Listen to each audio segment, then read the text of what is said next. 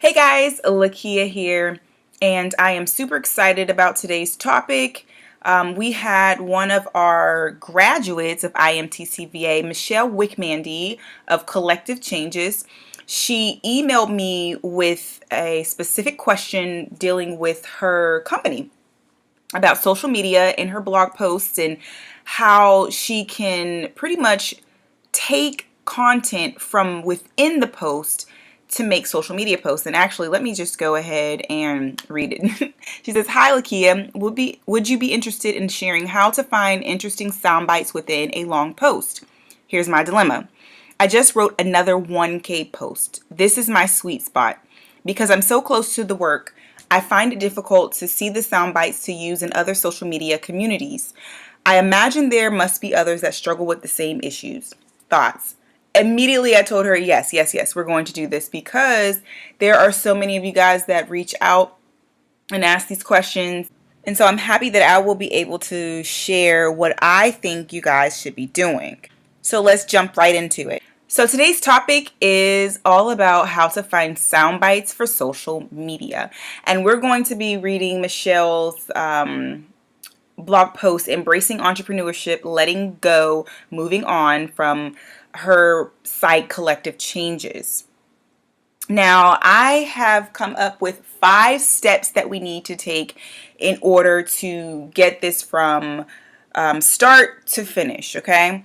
So these 5 steps include, number 1, write out your content.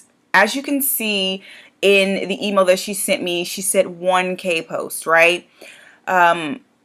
Whenever you are writing for your audience, make sure that you are really focused on the content and the quality of the content instead of trying to lengthen or shorten it. Make sure that you're focused on giving them exactly what they need in your writing. So don't focus on length. Of course, you don't want to write 2,000, 3,000 words, because then you're moving into, okay, I should be really writing a book or a report or something like that. But make sure that you're giving them quality. So Michelle, good job on just going with your gut and doing that 1K post. 2, pull important quotes from the reading to create content to support it. So here's how you can do this. Here's how I do it.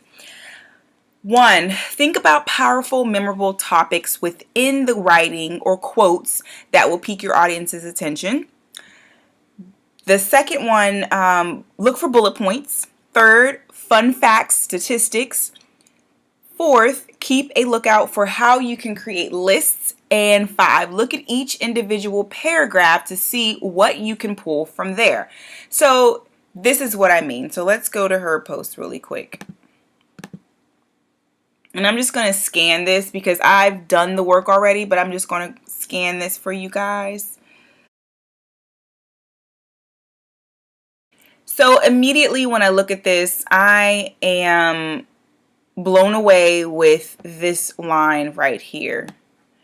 She says, "Why does venturing into entrepreneurship seem to cause more anxiety than going on a blind date?" To me, that's like, are you serious? Like, really starting a business is equivalent to a blind date, the feelings that you get on that date or preparing for it. So that's something that I would highlight and I would take out, because that's something that will really stand out with an audience. Like, are you serious?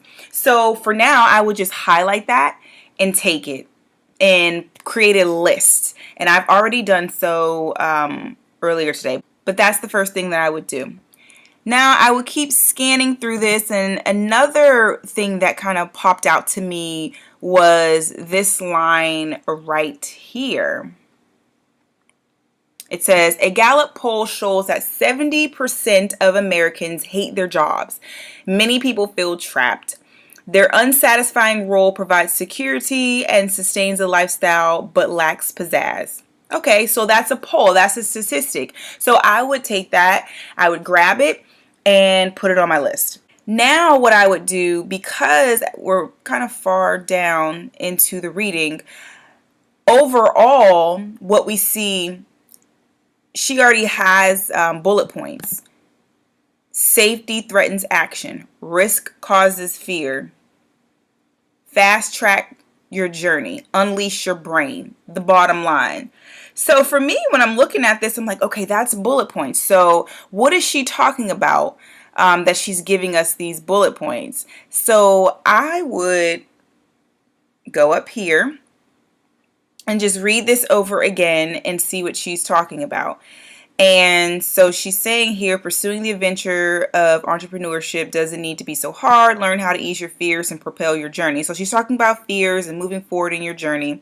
So she has 4 of these topics, actually 5, but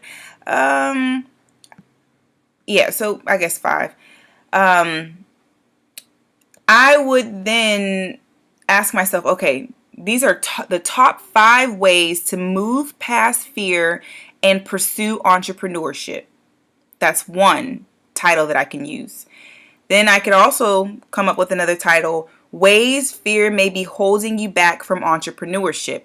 And boom, we have topic number 1, 2, and then we go down the list. And so I would put that, I would highlight that and then put it on my list.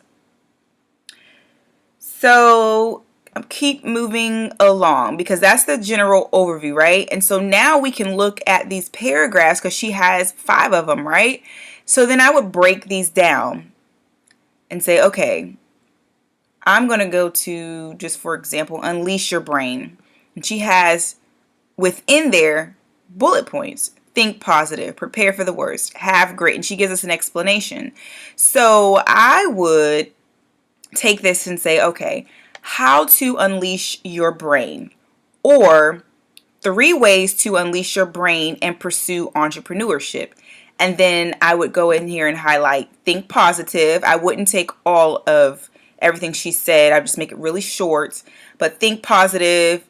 You can be realistic. I take this right here up into maybe see yourself reaching your goals. So I take this whole sentence there. Then I would come here and prepare for the worst. I would take all of that up until disaster. So I take this this line. Have grit. I would take it all the way up unto dreams. So I'm not taking everything because I still want them to read the blog post, but I do want to give them something on social media that they can check out, right? So you can pretty much see how I did that. I found interesting statistics and found stuff that stands out. I made bullet points. I went into the paragraph and pulled bullet points out. But I overall just took all of that and just created a list. So I just broke it down, and that's what you guys can do too. Just take it, break it down really quickly. And then once you get to that step, then I would create graphics using Canva.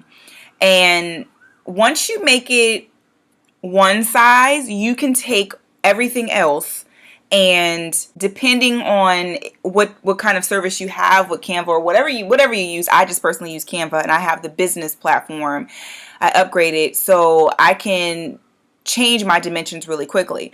But if you were to just use like a Facebook post, a standard one, 800 by 800, that's cool too because you can just scale it down. All right, so let's go on over to Canva. And then here's the social media graphic that I was telling you about, 800 by 800. Then I would have that, and they give you templates. So you can just scroll in here and figure out which one you like. I am going to use, let's try this one. So I just go ahead, drag and drop it. And I'm going to use this quote. Top 4 ways to move past fear and pursue entrepreneurship. So I would go ahead and copy it, paste it, make it a little bit bigger. And of course, this is not a design class at all, but I just wanted to show you this. You can make yours as whatever you want it to be, and I'm going to erase that.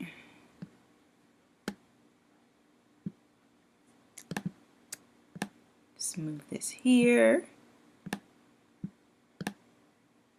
Okay, Then I'd come back over to my form and I would grab these 4 ways, and then I'd add bullet points to them. And I'm not going to do it in this format because it's too heavy. I'll do it this way.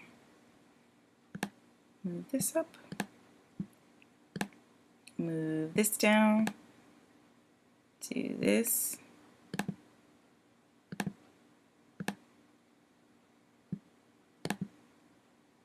And then I would put her website on there. Oops.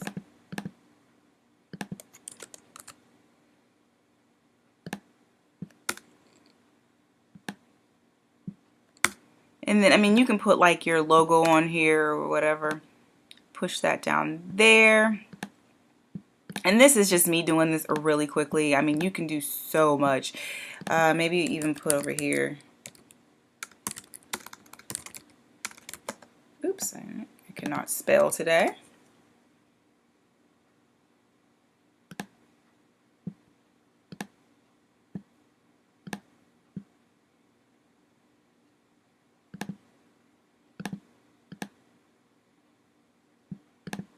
Actually, I could just take that out altogether.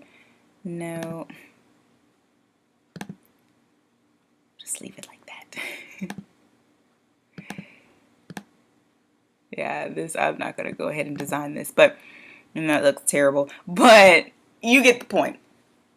So that's really the only thing that you... So the next step is really just downloading these and putting them on the platform of your choice. And that's how I would do this every single time. And let's go back to this PowerPoint.